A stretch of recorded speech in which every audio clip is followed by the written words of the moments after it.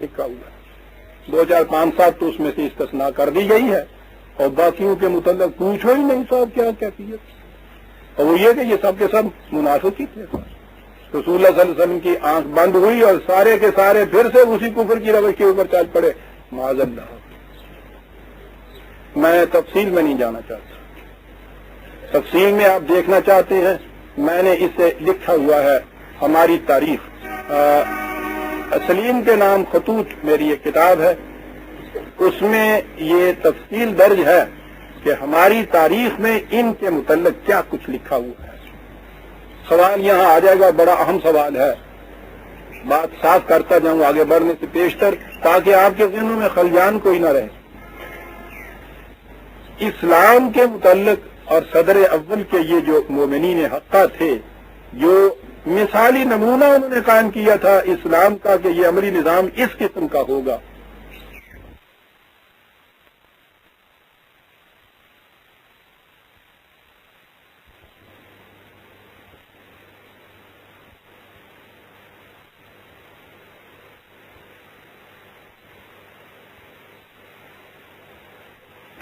تاکہ آپ کے ذہنوں میں خلیان کوئی نہ رہے۔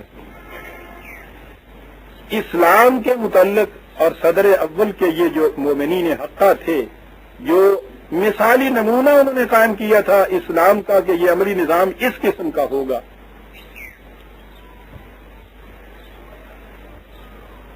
ذہنوں کو اس سے برگشتہ کرنے کے لیے جو ہمارے ہاں ایک بڑی سازش ہوئی، وہ تاریخ ہے آپ کی۔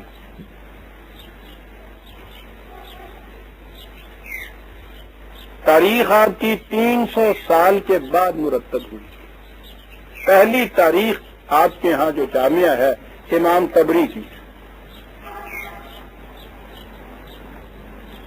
300 سال کے بعد بغیر کسی ریٹن ریکارڈ کے، کوئی لکھا ہوا مٹیریل نہیں۔ سوچیے کہ اس کی حیثیت کیا ہوتی۔ ایک انسان، ایک شخص ہے، وہ اٹھتا ہے، خدا کا نبی نہیں ہے، وہ ایک تاریخ مرتب کرتا ہے بغیر کسی ریٹن ریکارڈ کے، اور اس کی پوزیشن آپ کے یہاں پھر یہ ہو جاتی ہے کہ قرآن کی صحیح آیت ایک طرف آپ رکھیے اور اس کے خلاف تاریخ میں جو ہوتا ہے اس کو بیان کر دیتے ہیں۔ وہ کہتے ہیں کہ صاحب یہ دیکھیے نا، وہ یہ تھے یہ وہ لوگ، تو ارے بھائی کہاں سے تم نے لیے؟ کہنے لگے دیکھیے نا فلاں تاریخ میں، بس ان تاریخ لکھنے والوں کے نام کے ساتھ امام آپ نے لگایا، آخر میں کہا رحمۃ اللہ علیہ، اب وہ قرآن سے بھی اوپر ہو گئی۔ اب آپ کا قرآن ان تاریخوں کے نیچے چل رہا ہے۔ قرآن کی جو آیت آپ کے تاریخ کے کسی بیان کی تائید کرتی ہے وہ تو ٹھیک ہے، قرآن کی آیت، اور جہاں دونوں میں تضاد واقع ہوتا ہے، تاریخ کا بیان صحیح ہے، قرآن کی آیت اس کے تابع چلے گی، اور اکثر و بیشتر تو منسوخ ہی ہو جائے گی۔ ایک طرف خدا کی کتاب وحی کے ذریعے رسول اللہ صلی اللہ علیہ وسلم کو ملی، حضور نے اس کو مکمل شکل میں امت کے حوالے کیا، خدا نے اس کی حفاظت کا ذمہ لیا، ایک طرف یہ، اور دوسری طرف ایک انفرادی کوشش کسی شخص کی، وہ اٹھ کے آپ کی تاریخ لکھتا ہے، 300 سال کے بعد لکھتا ہے۔ یہ جتنی چیزیں مستند آپ کے یہاں نا، جسے میں نے تاریخ کہا ہے، کتب روایات بھی اس میں شامل ہیں، کتب تاریخ بھی اس میں شامل ہیں، نام ہی مختلف ہیں ان کے، دونوں میں تاریخ ہے، دونوں اسی طرح سے لکھی ہوئی ہیں۔ کوئی 250 سال بعد، بخاری شریف 250 سال کے بعد، طبری کی پہلی تاریخ جو ہے وہ 300 سال کے بعد، اور قرآن کی پہلی تفسیر بھی امام طبری نے لکھی ہوئی ہے 300 سال کے بعد۔ وہ قرآن کی آیت کی تفسیر اپنی تاریخ سے کرتے۔ دیکھا آپ نے کہاں گھٹنا ہے؟ یہ جتنے آپس میں سر متول ہو رہے ہیں نا، یہ سارے تاریخی شواہد کی بنا پر ہو رہے ہیں۔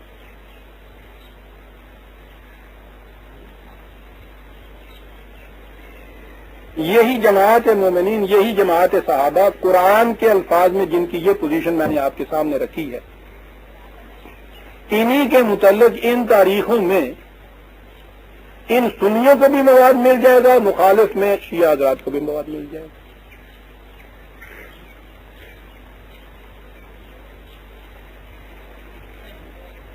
تاریخ کو یہ مقام ہی آپ نے کیوں دیا؟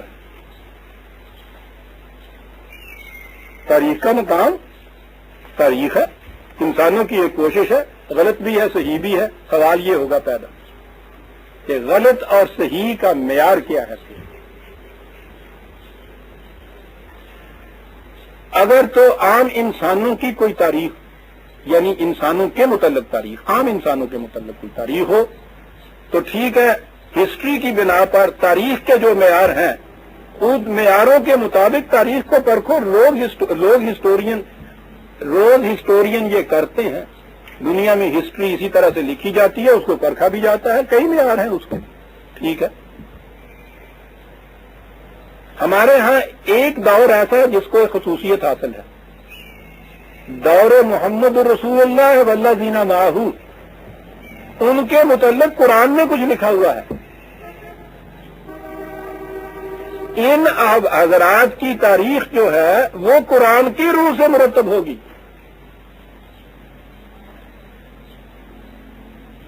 تاریخ میں جو کچھ آیا ہے اسے قرآن کی روشنی میں پرکھو، اس کی روشنی میں اسے پرکھو، جو اس کے مطابق وہاں نظر آتا ہے سمجھو کہ وہ صحیح ہو سکتا ہے، جو اس کے خلاف جاتا ہے اٹھا کے پھینک دو، اس لیے کہ خدا کی کتاب کے خلاف جاتا ہے۔ دلیل یہ ہے ہمارے پاس، ہمارا ایمان ہے اس کے اوپر کہ اس کا ایک ایک لفظ سچا ہے۔ ہمارا ایمان قرآن پہ ہے، ہمارا ایمان قرآن لانے والے پہ ہے، ہمارا ایمان نہ امام بخاری پہ ہے نہ امام طبری پر ہے۔ کوئی انسان تھے، انہوں نے اپنی کوشش کی، غلط بھی ہے صحیح بھی ہے، معیار یہ ہے اس دور کے متعلق جو کچھ اس میں آئے، جس کے متعلق قرآن نے کچھ کہہ دیا ہے، یہ معیار ہو گیا۔ اور اس کے بعد جو باقی دور آتا ہے وہ عام انسانوں کی تاریخ ہے، عام انسانوں کی تاریخ کی طرح پرکھتے پھرو، ٹھیک ہے۔ ان کے متعلق ہم نہ مکلف ہیں کسی قسم کے، نہ ہم کو کوئی ذمہ داری عائد ہوتی ہے کہ ہم ان کی ڈیفینس پیش کرتے چلے جائیں، ان کی مدافعت پیش کرتے چلے جائیں۔ قرآن تو ایسے مقام پہ لے آتا ہے، یہ جو ہے ان کے متعلق یہ کہا کہ تلک امت قد خلت لہا ما کسبت ولکم ما کسبتم ولا تسألون عما کانوا یعملون۔ 2/141 2/141 بڑی عظیم چیز ہے قرآن نے جو بیان کی۔ کہا خامخواہ کے لیے تاریخی بیانوں کے اوپر سر پٹغل کیوں ہوتی ہو آپس میں؟ یہ کہو کہ یہ کچھ قومیں تھیں جو اس سے پیش تک چلی گئیں، جو کچھ انہوں نے کیا ان کے وہ ذمہ دار ہیں، اچھا کیا اچھے نتائج مل جائیں گے، خراب کیا تھا خراب نتائج مل جائیں گے، جو کچھ تم کرو گے تم اس کے ذمہ دار۔ اور اگلی چیز ہے وَلَا تُسْأَلُونَ عَمَّا كَانُوا يَعْمَلُونَ، ہم تم سے پوچھیں گے بھی نہیں کہ انہوں نے کیا کیا تھا، وہ تمہارے نصاب میں ہی نہیں ہے، ہم پوچھیں گے نہیں۔ اور ہماری 1400 سال پوری کوشش امت کی یہ ہے کہ انہی کے متعلق یہ سب کچھ کرتے چلے جا رہے ہیں۔ پوچھا جائے گا کہ پہلے خلیفہ کس کو ہونا چاہیے، وہ کہتے ہیں ہم نہیں پوچھیں گے۔ پوچھا جا رہا ہے فلاں امام کے متعلق تمہارا عقیدہ کیا ہے، ایسا کہتے ہیں ہم نہیں پوچھیں گے، یہ ٹیکس سے باہر ہے، اور یہ امت یہ کہہ رہی ہے تیرا عقیدت باہر ہے، جو سارا کچھ پوچھیں تو نہیں متعلق دیر اسی فیل ہو جائیے تو دیر کی کریں گے۔ کہتے ہیں وَلَا تُسْأَلُونَ عَمَّا كَانُوا يَعْمَلُونَ، بابا ہم نہیں پوچھیں گے کہ انہوں نے کیا۔ ساری آپ کی امت کی کوشش 1000 سال کے اندر ان حضرات کے متعلق جن کے متعلق وہ ہم سے پوچھے گا ہی نہیں، انہی کے متعلق کہ وہ ایمان تھا یا نہیں، ان کا عقیدہ کیا تھا، وہ کفر تھا، وہ شرک تھا، وہ یہ تھا، انہی حضرات کے متعلق، اشخاص کے متعلق، اور جن کے متعلق قرآن نے شہادت دی ہے، قرآن کی شہادت کے خلاف تاریخ کی شہادت کو سند پیش کیا جا رہا ہے۔ یا اللہ اس قوم میں کیوں ہو گیا ہے، ہو کیا گیا ہے؟ ذرا سی فکر کی بات جو تھی، سوچنے کی چیز جو تھی عزیزان من، جب وہ چھوڑ دیا جائے تو اس کے بعد پھر یہی حشر ہوا کرتا ہے۔ یہ ہے عزیزان ایمان تاریخ اور قرآن کی باہمی پوزیشن. پھر سن لیجیے، قرآن کریم میں جس شخص، جس شے، جس واقعہ، جس حقیقت کے متعلق جو کچھ لکھا گیا ہے، قرآن پر ایمان لانے والے کا ایمان ہے کہ وہ صداقت اور سچائی ہے. ساری دنیا کی شہادتیں اس کے خلاف لے آئیے، اس کو ہم ماننے کے لیے تیار نہیں ہیں. وہ آپ کی کتب روایات میں ہو، وہ آپ کی کتب تاریخ میں ہو، ہم نہیں ماننے. قرآن کو ماننے والا سیدھی سی بات ہے. اور جس چیز کے متعلق قرآن میں کوئی ذکر نہیں ہے وہ دین نہیں ہے، وہ عام بات ہے. اس کے متعلق عام طریقے جتنے بھی ہیں دنیا میں علوم کے، سائنس کے، اس کے مطابق پرکھتے پھرو، ٹھیک ہے. کسی کو مومن ثابت کرو، کسی کو کافر ثابت کرو. مجھ سے تو میرا خدا پوچھے گا نہیں تمہارا ان کے متعلق کیا عقیدہ ہے. ایسا تمہیں اگر یہ ہے کہ تم سے پوچھے گا کہ جاؤ سر کھپاؤ اپنا. آپ دیکھتے ہیں کہ اشخاص پرستی سے کتنا اونچا لے جاتا ہے قرآن. صرف قرآن. اور یہ وہ چیز ہے عزیزان ایمان کہ قرآن نے جن کے متعلق وہ چاہتا تھا نا کہ یہ صحیح عقیدہ یا صحیح خیال رکھے، انہیں چھوڑ نہیں دیا. ان کے متعلق خود قرآن کے اندر یہ چیزیں دے دی ہیں. نبی اکرم صلی اللہ علیہ وسلم کی سیرت، اس کو اسوہ قرار دیا نا، ماڈل قرار دیا نا. کبھی آپ نے یہ بھی دیکھا ہے کہ ڈرائنگ کی کلاس میں وہ ماسٹر بچوں سے یہ کہے کہ اس ماڈل کے مطابق اسکیچ کھینچو، اور بچے دیکھیں تو ماڈل ہو ہی نہ سامنے. اسے وہ ماڈل سامنے رکھنا ہوگا. آپ سوچ سکتے ہیں کہ قرآن کریم کے اندر خدا یہ کہے کہ رسول کی زندگی تمہارے لیے ماڈل ہے، اور پھر ہم اس ماڈل کو تلاش کرتے پھریں کے ساتھ کہاں ہے. اور پھر وہ ماڈل، سنیوں کا ماڈل کچھ اور، شیعوں کا کچھ اور، حنفیوں کا کچھ اور، فقیروں کا، صوفیہ کا کچھ اور، اہل طریقت کا کچھ اور. یعنی وہ ماڈل ہی مختلف. مینا سزت خدائرہ، اگر اس نے کہا ہے کہ وہ ماڈل ہے، اس کا فریضہ ہے کہ اس ماڈل کو دے، اور اس ماڈل کو اس نے قرآن کے اندر دیا ہے. عزیزان ایمان، سیرت محمدیہ ایک اصولی اعتبار سے پوری کی پوری قرآن کے آئینے کے اندر سامنے آ جاتی ہے. یہ چیز محض عقیدے کی بنا پہ نہیں کہہ رہا، اللہ کی توفیق کے سامنے سر نیاز جھکا کے یہ کہتا ہوں. میں نے یہ کوشش کی کہ قرآن کریم سے سیرت نبی صلی اللہ علیہ وسلم مرتب ہو جائے. 500 صفحے کی ضخیم کتاب موجود، چھپی ہوئی آپ کے سامنے ہے، معراج انسانیت. اس میں آپ کو قرآن اور تاریخ کا صحیح تطابق نظر آئے گا. ان پر عنوان ہے قرآن کی ایک آیت رسول اللہ صلی اللہ علیہ وسلم کی سیرت کے متعلق، اس کے نیچے روایات اور تاریخ سے جو چیزیں اس کے مطابق ملتی ہیں وہ لاتا چلا جا رہا ہوں. ہیرے کی طرح چمکتی ہوئی سیرت نظر آ جاتی ہے اس کے اندر. خدا نے ماڈل دیا ہوا ہے، بات ہے وہ کہے کہ ماڈل ہے تمہارے لیے اور ماڈل ہی نہ دے. وہ یہ ہے عزیزان ایمان تاریخ کا اور ہمارا تعلق، کہ وہ حصہ جس کے متعلق قرآن نے کچھ کہا ہے، معیار اور سند یہ ہے. جس کے متعلق قرآن نے کچھ نہیں دیا ہے وہ دین نہیں ہے. اس کو عام معیاروں اور سندوں کے مطابق یہ کرو، اور اس کے متعلق ہم سے سوال نہیں ہوگا. فلاں امام کے فلاں عقیدے کے متعلق تم کیا کہتے ہو، معتزلہ کیسے تھے، خوارج کیسے تھے، سب کہیں گے صاحب قرآن میں یہ چیز نہیں ہے. تاریخ کا سوال ہے. ان کے عقائد جو ان کی طرف منسوب ہیں ان کو بھی ہم قرآن کی روشنی میں دیکھیں گے. جو صحیح نظر آئے گا کہیں گے صحیح ہے، جو غلط نظر آئے گا کہیں گے غلط ہے. لیکن محمد الرسول اللہ والذین معہ، ان کے مومن حق کا ہونے کی شہادت قرآن دیتا ہے. عزیزان ایمان، کوئی ایسی چیز جو ان کے مومن حق کا ہونے کی شان کے ذرا خلاف جائے گی ہم اس کو اٹھا کے پھینک دیں گے، اس لیے کہ قرآن کی شہادت کے خلاف ہے. حتی یمیز الخبیث من الطیب، یہی بات قرآن نے جو میں نے ابھی کہا تھا نا کہ اس کے لیے قرآن نے یہ نہیں کہا تھا کہ ان کے نام بتا دیے ہیں ان کو. یہی ہے اگلی آیت کا باقی حصہ دیکھیے. وہی 3/168 جہاں سے درس قرآن شروع کیا ہے. آگے آئیے اس کے بعد وَمَا كَانَ اللَّهُ لِيُطْلِعَكُمْ عَلَى الْغَيْبِ. ہم یہ نہیں کرنے کے کہ تمہیں غیب کی بات بتا دیتے کہ فلاں فلاں فلاں منافقین میں سے ہاں بیٹھ کے رہنا. ہم یہ نہیں کرتے. غیب کی بات ہم کسی کو نہیں بتایا کرتے. ایک پہلی چیز اہم وہ آئی ہے عزیزان من جو میں نے ابھی بتائی ہے صحابہ کبار کے متعلق ہمارا ایمان. یہ اگلی چیز اور بڑی اہم آئی ہے, بڑی غور طلب ہے. یہ وقت ہے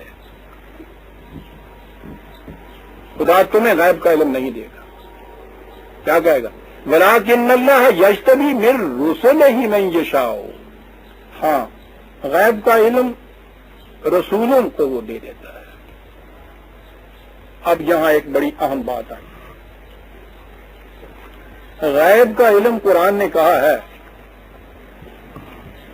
کہ کسی کو نہیں دیا جاتا. کسی کو غیب کا علم نہیں دیا جاتا,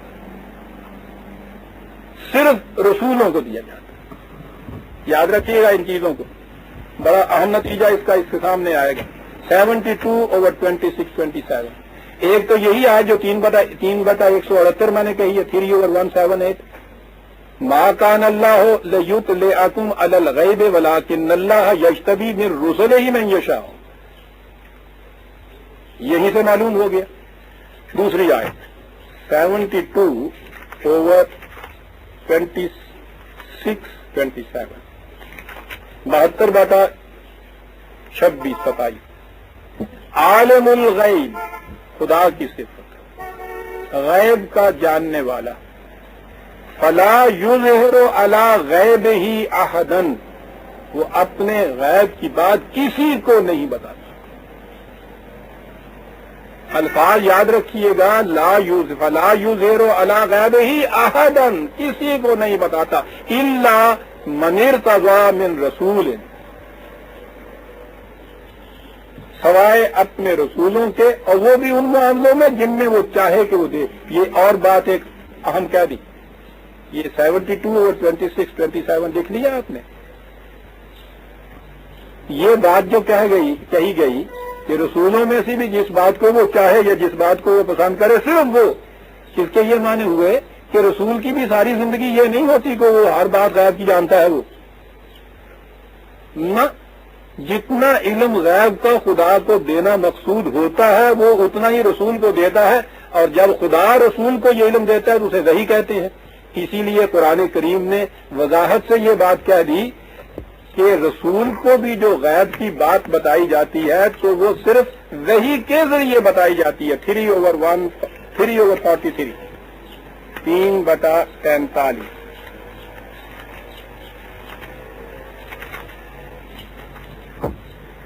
حضرت مریم علیہ السلام کے واقعات قوائف زندگی بیان ہوتے چلے آ رہے ہیں, اور اس کے بعد یہ کہا جا رہا ہے کہ ذالک من انباء الغیب. یہ رسول یہ غیب کی خبریں ہیں. نوحیہ الیک, ہم وحی کے ذریعے تمہیں بتا رہے ہیں.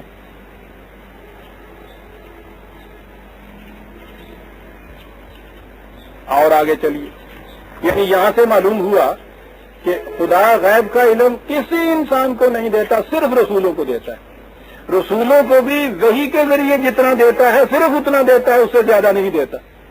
اور رسول صلی اللہ علیہ وسلم کو وحی کے ذریعے جو علم ملا وہ قرآن کے اندر آ گیا, اس سے زائد نہیں. کتنی صاف باتیں ہوتی چلی جا رہی ہیں. اس سے زائد نہیں. میں نے عرض کیا قرآن کی آیت 6/50 6/50. قل لا اقول لکم عندی خزائن اللہ. ان سے کہہ دو کہ میرے پاس اللہ کے کوئی خزانے نہیں ہیں. اعلان کرایا جا رہا ہے رسول کی زبان سے کہ میرے پاس خود کوئی خزانے نہیں ہیں. ولا عالم الغیب, اور نہ ہی میں غیب کا علم جانتا ہوں. اندازہ لگائیے کتنا بڑا اعلان ہے, اور اپنی طرف سے بھی نہیں, قرآن کے اندر یہ اعلان کرا دیا کہ قیامت تک محفوظ رہے یہ کہ نہیں بھائی نہیں جانتا. اور وضاحت ہے آگے 7/188 7/188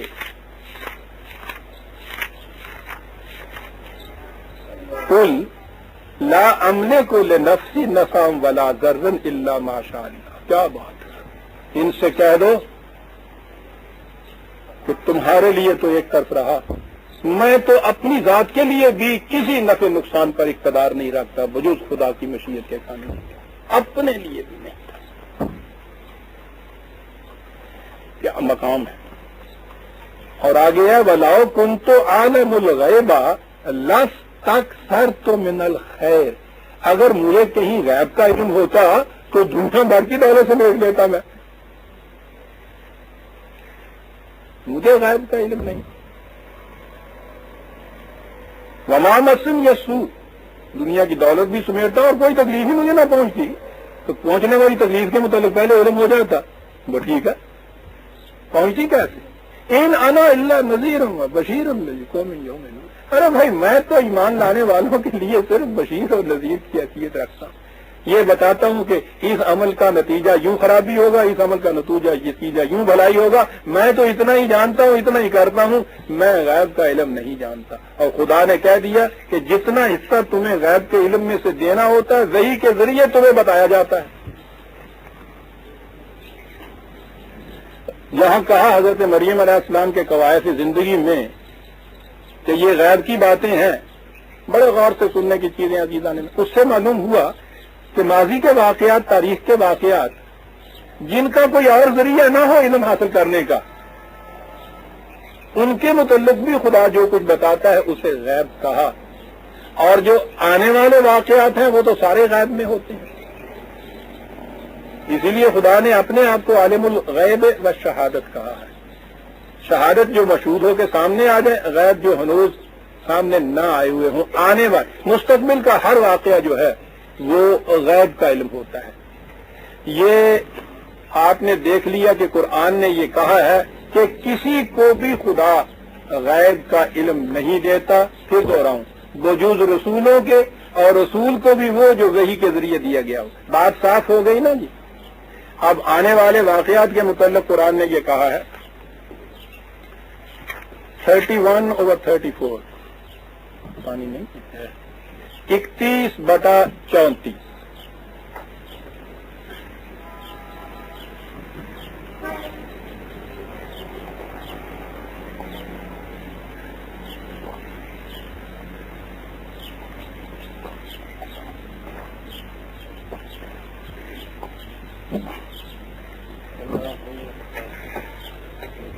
وَمَا تَدْرِي نَفْسٌ مَاذَا تَكْسِبُ غَدًا.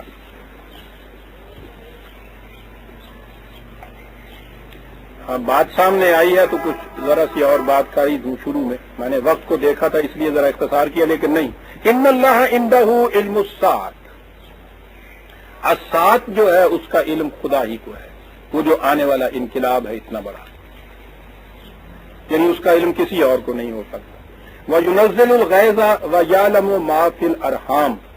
وہ بارش برساتا ہے، وہ جانتا ہے کہ رحموں کے اندر کیا ہے.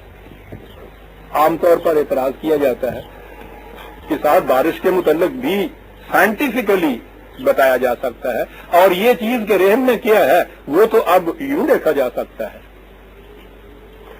سائنس اتنی ترقی کر گئی ہے تو یہ کیسے ہوا؟ قرآن ہے عزیزان من. اتنے حصے کے متعلق خدا نے صرف کہا ہے ان اللہ عنده علم الساعۃ. آنے والی وہ جو انقلاب ہے اسے قیامت کہیے یا جو ہونے والے واقعات ہیں صرف اس کے متعلق کہا ہے کہ صرف خدا کے پاس ہے. یہ جو دو چیزیں ہیں ان کے متعلق یہ نہیں کہا کہ ان کا علم صرف ہمارے پاس ہے، تمہیں نہیں علم ہو سکتا.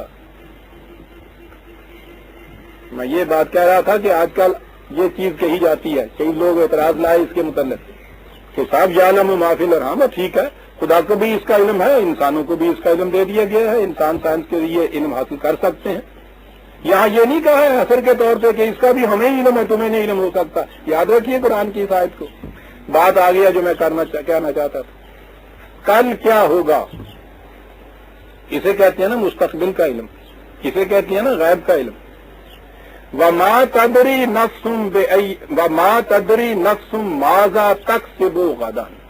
کوئی شخص نہیں یہ بات جان سکتا، یقین سے کہہ سکتا کہ میں کل کیا کروں گا. وما تدری نفس بأی ارض تموت، کوئی شخص یہ نہیں کہہ سکتا، جان سکتا کہ وہ کس سرزمین میں اس کو موت آئے گی. ان اللہ علیم خبیر، علیم اور خبیر خدا ہی ہے. یہاں یہ چیزیں کہی ہیں مستقبل کے علم کے متعلق کہ کوئی شخص نہیں جان سکتا. قرآن کی یہ آیات ہمارے سامنے عزیزان ہمارے. پھر دو ارادوں کے غیب کا علم خدا کو ہے، وہ کسی کو نہیں دیتا، صرف رسولوں کو دیتا تھا، وہ بھی جو وحی کے ذریعے دیتا. رسالت ختم ہو گئی، نبوت ختم ہو گئی، لہذا یہ بات ختم ہو گئی علم دینے والی جو ہے مستقبل کے متعلق. لیکن اس کے بعد آپ کو معلوم ہے کہ اسی قرآن کی حامل قوم روز پیشین گوئیاں کی جاتی ہیں آپ کے یہاں. یہ اللہ کے بڑے بڑے جو مقرر بنے پھرتے ہیں، اور پھر محمود اللہ ہمارے یہاں آ جاتے ہیں، مجدد صحیح نبی کا دعویٰ کرنے والے. سارے دعوے کی بنیاد پیشین گوئیوں کے اوپر. پیشین گوئی کے معنی ہے کل کے آنے والے، مستقبل کے آنے والے واقعات کا علم رکھنا، غیب کا علم رکھنا. عزیزان من، قرآن کی موجودگی میں پیشین گوئی. نہ کہنے والا سوچتا ہے، نہ سننے والے سوچتے ہیں. یہ نصوص سریہ قرآن کی. جو شخص بھی پیشین گوئی کا دعویٰ کرتا ہے عزیزان من، خدا کو ماننے والوں کی میں پہلے بات کر رہا ہوں، ان میں سے جو شخص بھی قرآن پہ ایمان رکھتا ہے، اگر وہ پیشین گوئی کا دعویٰ کرتا ہے کہ مجھے علم ہو گیا ہے مستقبل میں آنے والے کسی واقعہ کا، تو وہ رسالت کا دعویٰ کرتا ہے، کیونکہ قرآن نے کہا ہے کہ رسول کے علاوہ کسی کو ہم علم نہیں دیتے. اور رسالت میں سے بھی دعویٰ وحی کا کرتا ہے، کیونکہ اس نے کہا ہے کہ وحی کو بھی وحی، رسول کو بھی وحی کے ذریعے علم دیتے ہیں. رسالت کا دعویٰ، وحی کا دعویٰ. اور اگر وہ یہ دعویٰ نہیں کرتا تو پھر معاذ اللہ وہ کہتا ہے کہ خدا نے یہ غلط کہا ہے کہ کسی ہم کو غیر رسول کو ہم غیب کا علم نہیں دیتے. میں رسول نہیں ہوں، غیب کا علم مجھے خدا دے رہا ہے. سوچو تو صحیح، قرآن کے ماننے والے جو ہیں وہ ایک سیکنڈ کے لیے یہ خیال بھی ذہن میں لا سکتے ہیں کہ یہ واقعی پیشین گوئی کا علم خدا ان کو دیتا ہے. دعویٰ رسالت کیجیے، کھلے بندو آئیے میدان میں. لیکن عجیب قوم ہے، وہ پیشین گوئیوں کا دعویٰ کرتے ہیں، اور یہ قوم کھڑے ہو کے یہ نہیں کہتی ہے کہ صاحب یہ قرآن کی مخالفت ہے، خدا کی مخالفت ہے، یہ دعویٰ رسالت ہے. اس کے بعد بحث اس پہ ہوتی ہے کہ پیشین گوئی پوری ہوئی تھی یا نہیں ہوئی تھی.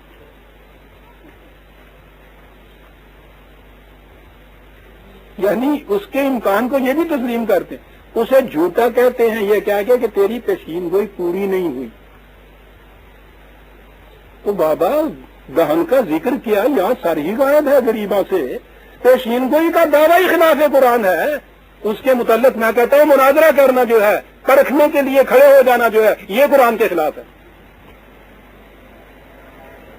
بائن ہی جس طرح سے نبی اکرم صلی اللہ علیہ وسلم کے بعد دعویٰ نبوت کرنے والے کے متعلق کھڑے ہو کے مناظرہ کرنا، پرکھنا کہ تیرا دعویٰ صحیح ہو سکتا یا نہیں ہو سکتا، قرآن کے خلاف ہے.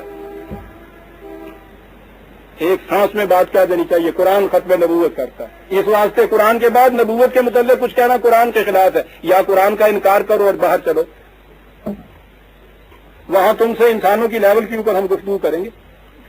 قرآن کو ماننے کے بعد کہتے ہو تو قرآن کا انکار ہے، ہم تم سے گفتگو ہی نہیں کر سکتے کس ایشو کے متعلق. اسی طرح عزیزان من، پیشین گوئیوں کے دعوے کرنے والے جو ہیں، اگر وہ مسلمان کی حیثیت سے آپ کے سامنے وہ آتا ہے تو اس کے متعلق یہ بات کرنا کہ آؤ ہم پرکھتے ہیں تمہاری پیشین گوئی پوری ہوئی ہے یا نہیں، دونوں ہی قرآن کی مخالفت کر رہے ہیں.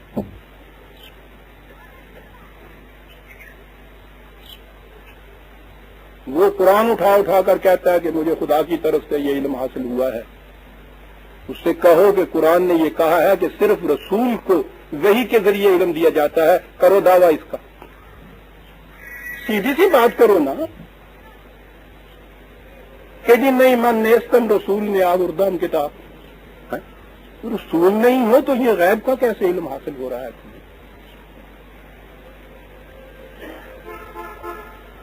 لیکن اسے کیا کہیے یہ کون ہزار برس سے یہ مانتی چلے آ رہی ہے کہ یہ جتنے بڑے بڑے مقربین سائیں گھوڑے شاہ تھے لسوڑی شاہ تھے خان شاہ سردو پیشین گوئیاں جانتے ہی ہونا رپورٹ اس واسطے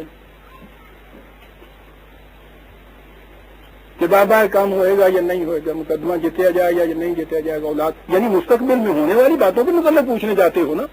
ہزار برس سے یہ قوم جا رہی ہے اور ان کو مقربین بار غراوندی کہتے ہیں۔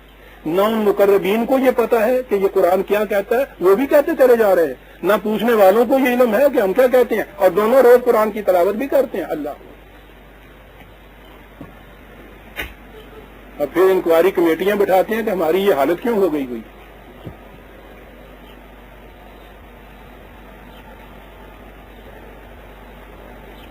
اب یہ بات کہیے تو اس کے بعد پھر وہی شخصیت پرستی کہ صاحب یہ اتنے بڑے اولیاء کرام غوث اور کتب اور ابدال اور پتہ نہیں کیا کیا نام، اسماء سمیتموها انتم وآباؤکم، چند نام ہیں جو تم نے رکھ لیے ہیں۔ عزیزان مان، کچھ بھی کیوں نہ نام رکھ لے اور آپ کوئی بھی مرتبہ اس کو کیوں نہ دے دے، قرآن کے خلاف اگر کوئی شخص یہ جاتا ہے اس کو مسلمان ہونے کا دعویٰ نہیں ہے، یہ جائے کہ آپ اس کو مقرب بارگاہ خداوندی قرار دے دیں۔ ایک ہی کسوٹی ہے اس آسمان کے نیچے، باطل ہے اس کا دعویٰ، جرت کر کے یا اپنے آپ کو رسول کہے۔ یہ نہیں کہتا، خدا کہتا ہے کہ غیر رسول کو کسی کو غیب کا علم نہیں ہم دیتے۔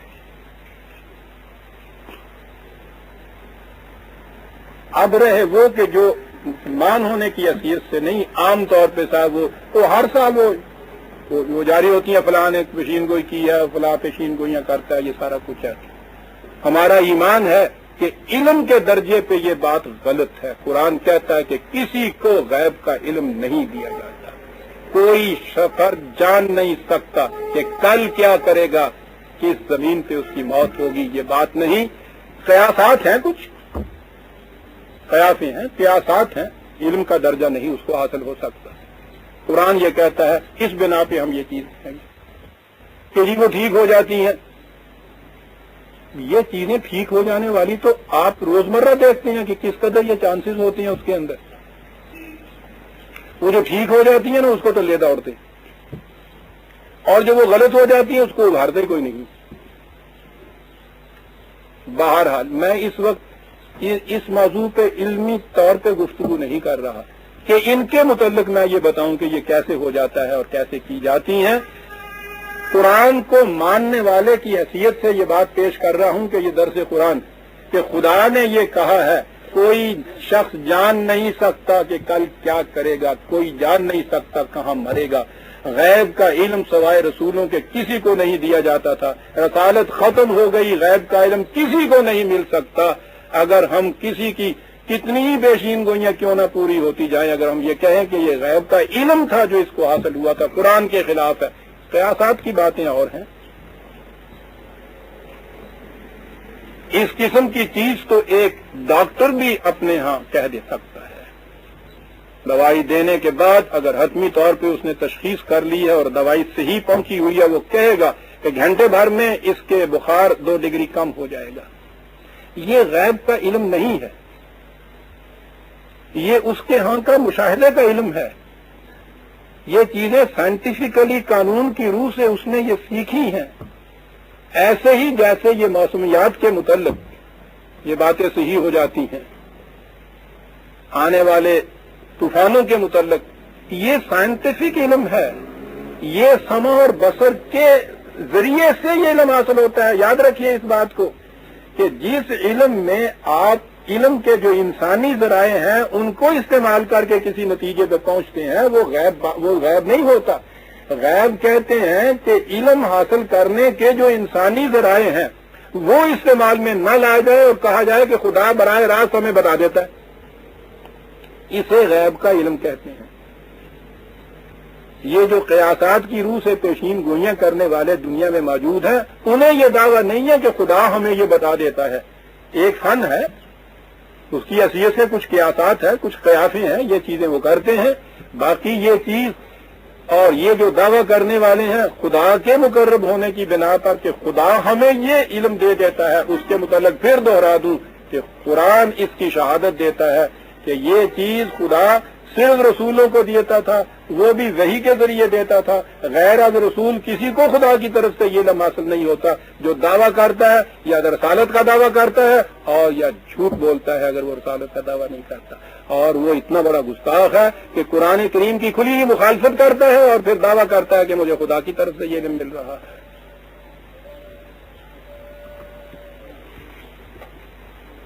فآمنوا باللہ ورسلہ کہا، غیب کی بات ہم کسی کو نہ بتاتے، تم اللہ اور اس کے رسول پر ایمان رکھو. کہاں لایا ہے قرآن؟ میں کہتا ہوں یہ پیشین گوئیوں پہ ایمان رکھنے والے، مقربین کی طرف منسوب کرنے والے، مامورین کا اپنا دعویٰ کر کے پیشین گوئیوں کی بنا پہ دعوے منوانے والے آمنوا باللہ ورسلہ کے اندر آتے ہیں.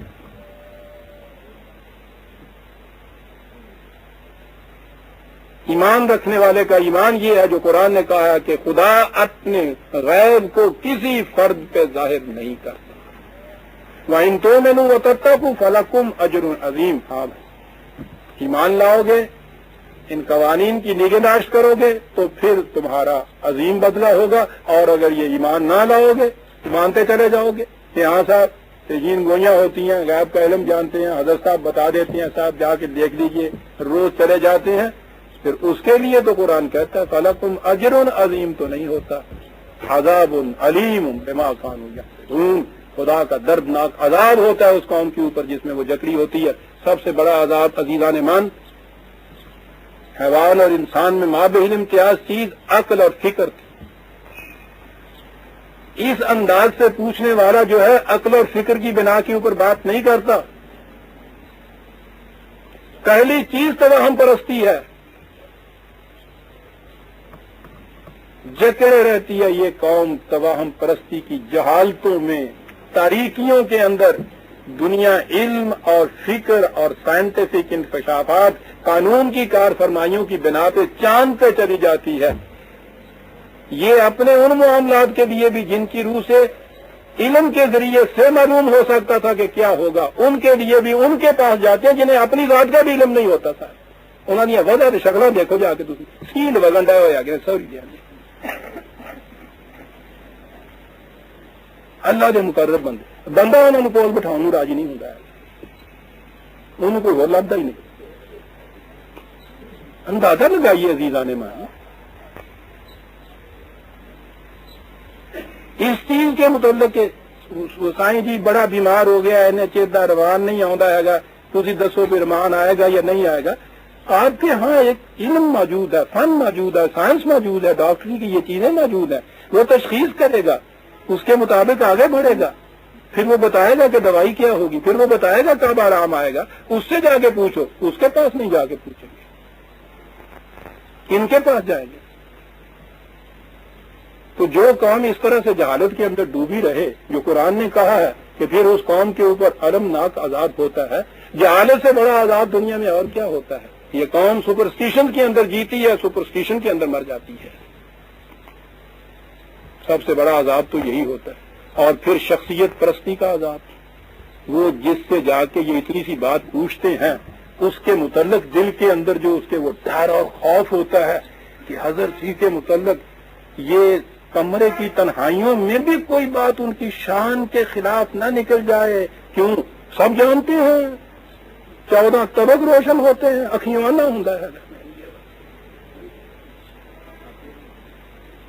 ہاں سوچتے ہیں آپ خود اپنے ہی ایک جہالت کے عقیدے کی بنا کے اوپر ایک شخص کے متعلق اتنا بڑا اپنے دل میں خوف طاری کر دینا سر، کوئی بات ان کی شان کے خلاف نہیں، اور وہ پیشین کوئی غلط نکلتی ہے. کوئی ساری سمجھن کا فرق ہو گیا ہے جی، وہ تے حضرت صاحب دیکھیے ہی گل کرتے ہیں کہ ساری سمجھ کا ہی فرق ہو گیا. یہ کیوں ہے؟ جرت نہیں ہو سکتی یہ کہنے کی کہ صحیح بات نہیں اس نے کہی. یہ کہا تو اس کے بعد صاحب دین و دنیا میں راندہ درگاہ، اور پھر اس کے بعد کہتی ہیں کہ صاحب واقعی کچھ ہو جاتا ہے اس کے بعد. یہ تو سائیکالوجی کا مسئلہ ہے.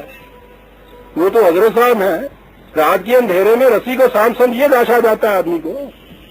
جہالت کی تاریکیوں میں اپنے ہی بنائے ہوئے سانپ ہوتے ہیں جو آپ کو ڈس جاتے ہیں عزیزان مان.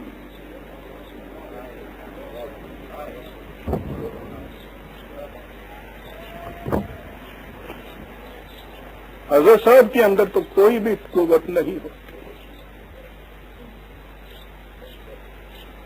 وہی چیز ہے جسے وہ ایک جامعہ محاورہ ہماری زمان کا جو کہہ گیا کہ پیر ماندیاں نو کھاندا، پہلے اس کا ماننا شرط ہو جاتا ہے، اور اس کا ماننا ہے کہ اس کی ہر بےہودہ حرکت کے اندر بھی آپ کو ایک نور جزدانی نظر آتا ہے. اس کی بات جھوٹی بھی ہو جاتی ہے تو اپنے آپ کو جھٹلاتے ہو، اسے جھٹلانے کی آپ کوشش نہیں کرتے. کبھی دل کی تنہا کی گہرائیوں میں اس کے خلاف کوئی ایک بات ہو جاتی ہے، 2 گھنٹے کے بعد بخار آ جاتا ہے آپ کو لگنے سے. جو میں نے عرض کیا ہے، اپنی ہی رسیوں کے بنائے ہوئے سانپوں سے آپ ڈسے جاتے ہو. جہالت کی تاریکیوں سے نکالنے کے لیے یہ آیا تھا. قرآن نے یہ کہا تھا یخرج من الظلمات الی النور. یہ کتاب عظیم آئی تاکہ تمہیں تاریکیوں کی، جہالت کی تاریکیوں سے نکال کر روشنی کے اندر لے جائے. تم روشنی داخل ہونے کے لیے ہر دروازے کی ہر دراز تک بند کر کے اندر بیٹھ جاتے ہو کہ تاریکیوں کے اندر جیو، تاریکیوں کے اندر مرو. یہ ساری تاریکیاں عزیزان من. قرآن نے جب یہ کہا ہے کہ غیب کا علم کسی شخص کو نہیں دیتے، آپ دیکھیے کہ کتنی بڑی تاریکی سے نکال کے ہم کو دے گیا. اب کوئی حضرت صاحب ایسا نہیں ہو سکتا کہ جو میرے مستقبل کے متعلق مجھے کچھ بتا دے. اپنا مستقبل اپنے ہاتھوں سے تیار کرو، یوں تمہیں اس کا علم ہو جائے گا. دوسرا اس کے متعلق کیا علم دے گا؟ ہم عزیزان من سورہ آل عمران کی ایک ہی آیت ہم نے لی 168، اور اگر میں اس کا مفہوم کچھ وضاحت سے بیان کر چکا ہوں تو میں سمجھتا ہوں کہ یہ چیز آج کی وزارت آئی. 2 چیزیں آج کی میں نے عرض کیا ہیں. پہلی بات یہ کہ وہ صحابہ کے متعلق جو ہمارے ہاں عقیدہ ہے قرآن یہ کہتا ہے. دوسری چیز یہ کہ روز جو آپ کے یہاں پیشین گوئیاں کرنے والے کے دعوے خدا اور قرآن کو ماننے والوں کی طرف سے آپ کے یہاں آتی ہیں، یہ ان کی حیثیت ہے جو قرآن نے کہی. ربنا تقبل منا انک انت السمیع العلیم.